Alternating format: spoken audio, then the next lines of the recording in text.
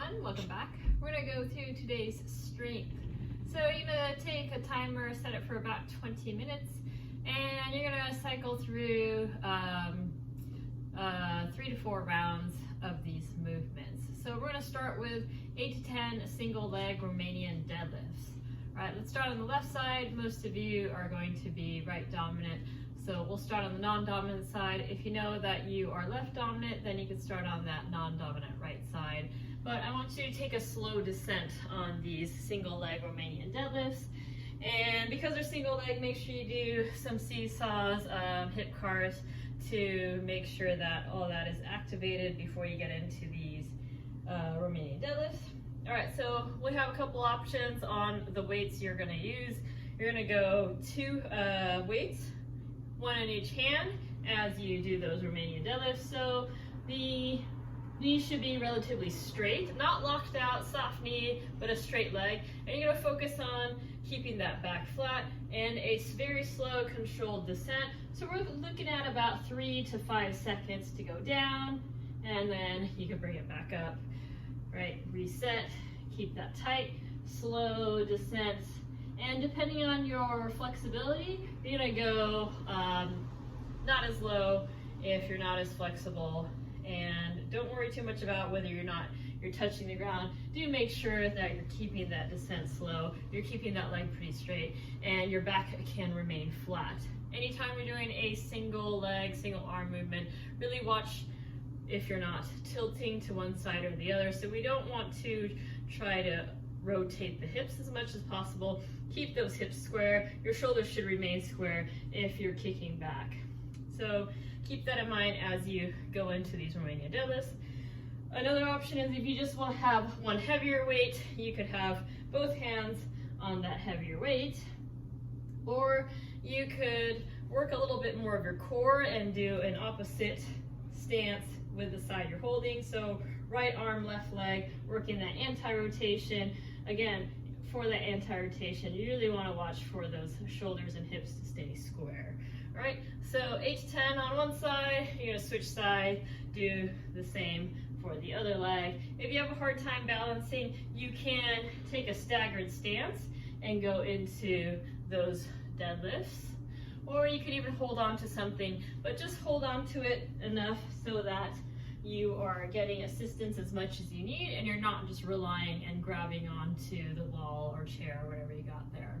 All right, so get 8 to 10 on both of those legs, and then you're gonna go into a reverse tabletop position, similar to a crab walk position. So get those hands under the shoulders. You want your fingers pointing out because we want those shoulders externally rotated. So if you point those fingers forward, your shoulders are going to internally rotate. You want to pull those shoulders out, so open, right? And keep that external rotation as you push into the ground with that shoulder position.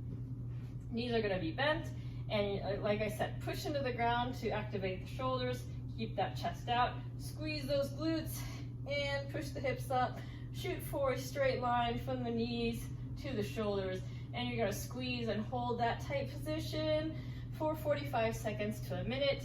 When you're pushing into the ground, make sure that those knees aren't caving in, they're not splaying out, you're keeping it even right over the ankles, and you want the feet to be pushing into the ground evenly. So there shouldn't just be weight in the heels, there shouldn't be pushing into the toes, but you want those feet evenly, the weight evenly dispersed through the feet, just like when you're doing those single leg Romanian deadlifts. Right, so keep that in mind while you push and hold that position. Another little bit more advanced position will be a reverse plank. So this time, instead of having your knees bent, your legs are gonna be straight. You're gonna dig your heels into the ground. You're gonna squeeze, and same thing with the shoulders. Push into the ground, squeeze the glutes, and try to shoot for a straight line going from the shoulders or head to the feet, okay? So squeeze, holding that position for 45 seconds to a minute there. If it's difficult, you could even lessen that to about 30 seconds. All right, let's see quality rather than quantity. So don't worry too much about the 45 or the minute. I'd rather see good quality with a shorter amount of time than to go for a long time but make it look like crap. Okay, so take as much rest as you need between those movements, and then we're going to go into a side plank rotation. So again, we want that shoulder right, or elbow right under the shoulder here, and activate the lat, squeezing that lat. Shoulder is working, palms should be flat on the ground, don't grip a fist. And then get into a side plank position. Your shoulders are going to be stacked, your hips are stacked, knees. So you're in a stacked position. Okay, once you're in that position, you're going to rotate through, reaching through, rotate that whole body. Now I'm face down, and then I'm going to rotate out to that stacked position. So I'm keeping everything engaged. My side ab is working here. I'm squeezing the butt cheeks, so I'm keeping in a nice straight line here as I rotate in and out. So let's go for a little bit slow, controlled movement rather than whipping that arm through fast to get through the reps. For core movements, it's really important to keep control. So keep it controlled as you reach through and you open up. And you're gonna go for 10 on each side there. Do 10, switch sides, do 10 on the other. And again, rest as much as you need. At the most, you're gonna do 4 sets total. Depends on how you're feeling. Maybe you did Murph on Monday, or maybe you did on Tuesday, you're sore, you wanna do less reps, you wanna do less sets. Maybe take more rest, okay? So taking about 20 minutes to cycle through those. All right, and then you're gonna move on to your Metcon. So for your Metcon today, we have a simple 8-minute AMRAP. So you're just moving through relatively quickly for 8 minutes. We're gonna start with some deadlifts. So you want 2 dumbbells if you have those, or you could have 1 object, both hands. You could even go suitcase deadlift, depending on how heavy that object is. But we're gonna get 8 deadlifts here. So I'm gonna tilt my dumbbell heads down towards the ground, so I won't be getting super close to the ground with my hands, just like if this was a barbell. That barbell won't be sitting on the ground, it's going to be coming a few inches off the ground with the plates on them. So same idea with the dumbbells. You're gonna have a more narrow stance. You don't want those dumbbells to be hitting your feet on the way down and up. So instead of a conventional hip width apart with the deadlift, you're gonna have to get a more narrow stance. Back is always gonna be flat. You're gonna hinge back and bend your knees slightly so that you're really engaging and using your glutes and hamstrings to get that dumbbell, or get those dumbbells up. Okay, so dumbbells are touching the ground, stand up tall, full extension, shoulders, hips, knees, ankles align. You're gonna sit back, touch, and you're gonna rep that out for 8. And then you're gonna go into a lungster, which is a combo movement.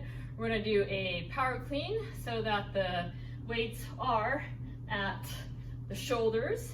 In a front rack position, you're gonna do a reverse lunge, keeping that chest up tall, lunge with both legs.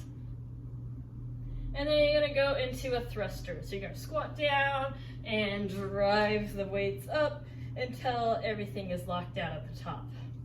Okay, so that's gonna be 1 lungster. You're gonna do 5 of those. Again, it's gonna look like power clean, reverse lunge,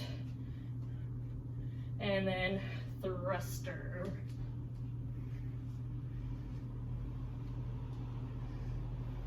So you're just gonna repeat those 2 movements, 8 deadlifts, 5 lungers for 8 minutes total. It's relatively short, so do try to keep moving, not rest too much, find a steady pace, and just push yourself through that whole workout. All right, so that's the workout for today. Like I mentioned earlier this week, we're keeping it pretty simple this week. We're not going too hard. We had a long workout on Monday. It's sort of a transition week. So we're making things kind of short, simple for the rest of the week. If you're missing some long workouts, that might be why, but no worries, we'll get back to some normal stuff next week. So don't worry too much about how you're not getting super sore, you're not doing 45-minute workouts. Okay, and yeah, thanks for watching, guys. I hope to see you again soon.